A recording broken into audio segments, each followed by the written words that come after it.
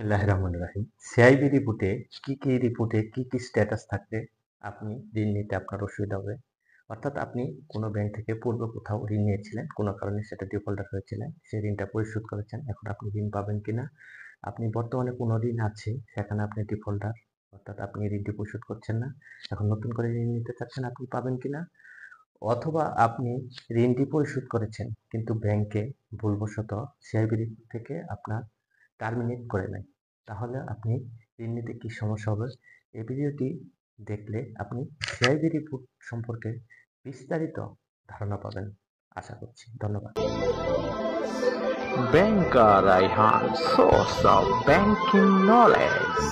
প্রথমে আসা যাক সিআইবি রিপোর্টটা কি। সিআইবি রিপোর্ট হলো বাংলাদেশ ব্যাংক কর্তৃক একটা সফটওয়্যার। সেখানে বাংলাদেশের প্রত্যেকটি ব্যাংক কোনো ব্যক্তির নামে ঋণ দিলে এই ঋণের আদৌপান্ত সে নিয়মিত ঋণ পরিশোধ করছে কিনা, কত টাকা ঋণ নিয়েছে, কত দিনের জন্য সে খেলাবে কিনা, সমস্ত কিছু এখানে প্রতি মাসে রিপোর্ট করা হয়। এখন আসা যাক, আপনি কোনো ব্যাংকে ঋণ নিয়েছিলেন, সময় মতো পরিশোধ করেছেন, তাহলে আপনি অন্য ব্যাংক থেকে ঋণ পাবেন কিনা? হ্যাঁ, পাবেন।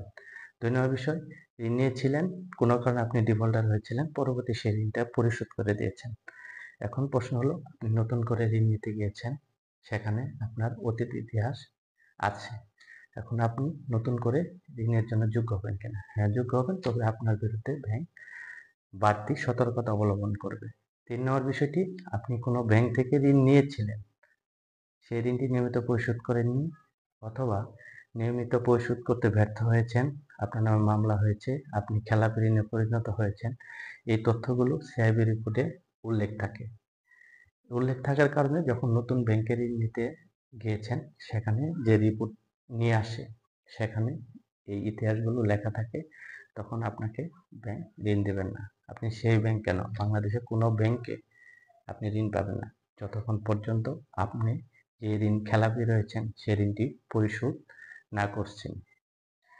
৩ নাম্বার, আপনি ঋণ নিয়েছেন, কিন্তু ব্যাংকার অসতর্কতাবশত সেটা টার্মিনেট করে নেয়, তাহলে আপনি কি করবেন? তাহলে আপনি সেই ব্যাংকে গিয়ে যদি লিখিত বা মৌখিকভাবে একটা আবেদন করেন, তাহলে সেটা টার্মিনেট করবে, তখন আপনি ঋণ নেওয়ার জন্য যোগ্য হবেন। আরেকটা সমস্যা হয় যে, আপনার নামে কোনো ব্যাংকে ঋণ আছে, বিদ্যমান আছে, কিন্তু আপনি ঋণের নিয়মিত কিস্তি দিচ্ছেন, তাহলে আপনি অন্য ব্যাংক থেকে ঋণ পাবেন কিনা? হ্যাঁ, যদি আপনার ব্যবসার সক্ষমতা থাকে, ঋণ পরিশোধের সক্ষমতা থাকে, ব্যাংকাররা যদি মনে করে যে আপনি আরও ঋণ নেওয়ার মতো যোগ্য, তাহলে আপনি 10টাকে 5টা কেন 10টা ঋণ থাকলেও আপনি আরেকটা নতুন ঋণ নেওয়ার জন্য যোগ্য হবেন, যদি সেই ঋণগুলো রেগুলার থাকে।